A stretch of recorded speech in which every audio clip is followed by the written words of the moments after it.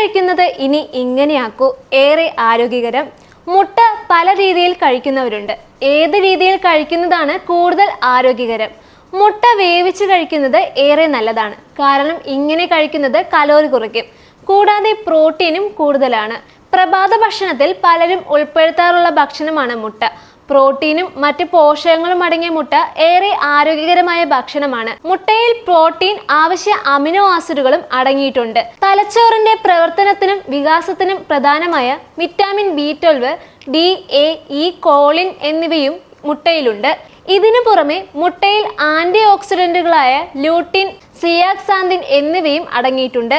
ഇത് കണ്ണുകളുടെ ആരോഗ്യത്തിന് ഗുണം ചെയ്യുമെന്ന് ന്യൂട്രിയന്റ് ജേണലിൽ പ്രസിദ്ധീകരിച്ച ഒരു പഠനത്തിൽ പറയുന്നു. മുട്ട കഴിക്കുന്നത് നല്ല കൊളസ്ട്രോൾ വർദ്ധിപ്പിക്കുവാൻ സഹായിക്കും. പ്രമേഹമോ ഹൃദ്രോഗമോ ഉള്ളവർ മുട്ടയുടെ മഞ്ഞക്കുരു ആഴ്ചയിൽ 2-3 തവണ മാത്രം കഴിക്കുക. മുട്ട പല രീതിയിൽ കഴിക്കുന്നവരുണ്ട്. ഏത് രീതിയിൽ കഴിക്കുന്നതാണ് കൂടുതൽ ആരോഗ്യകരം എന്ന് നോക്കാം. മുട്ട വേവിച്ച് കഴിക്കുന്നത് ഏറെ നല്ലതാണ്. കാരണം ഇങ്ങനെ കഴിക്കുന്നത് കലോറി കുറയ്ക്കും.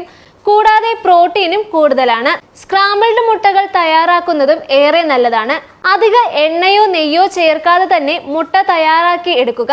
കുറഞ്ഞ എണ്ണ ഉപയോഗിക്കുന്നതും ചീര, തക്കാളി, കുരുമുളക് തുടങ്ങിയ പച്ചക്കറികൾ ചേർക്കുകയും ചെയ്യുന്നത് നാരുകൾ, വിറ്റാമിനുകൾ, ആന്റി ഓക്സിഡന്റുകൾ എന്നിവ വർദ്ധിപ്പിക്കുകയും ചെയ്യുന്നു. ഇതാണ് സ്ക്രാമ്പിൾഡ് മുട്ടകളെ മുട്ട കഴിക്കുവാനുള്ള ഏറ്റവും ആരോഗ്യകരമായ മാർഗങ്ങളിൽ ഒന്നാക്കി മാറ്റുന്നത്. എന്നിരുന്നാലും ഇവ ഉണ്ടാക്കുമ്പോൾ തീ കുറച്ച് വെച്ച് പാകം ചെയ്യുക. കുറഞ്ഞ ചൂടിൽ പാകം ചെയ്യുന്നത് പോഷകങ്ങൾ നഷ്ടപ്പെടുന്നത് തടയുന്നു. മുട്ട സലാഡ് മറ്റൊരു ആരോഗ്യകരമായ രീതിയാണ്. ഗ്രീക്ക് തൈര് ഉപയോഗിച്ച് സലാഡ് തയ്യാറാക്കുക.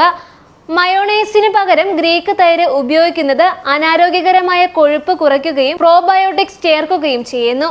മുട്ട കഴിക്കാനുള്ള ഏറ്റവും ആരോഗ്യകരമായ മാർഗങ്ങളിൽ ഒന്നാണ് ഈ മുട്ട സലാഡ് ഉണ്ടാക്കുന്നത്. നാരുകളും വിറ്റാമിനുകളും വർദ്ധിപ്പിക്കുന്നതിന് വെള്ളരിക്ക, കുരുമുളക് തുടങ്ങിയ പച്ചക്കറികളും ചേർക്കാം.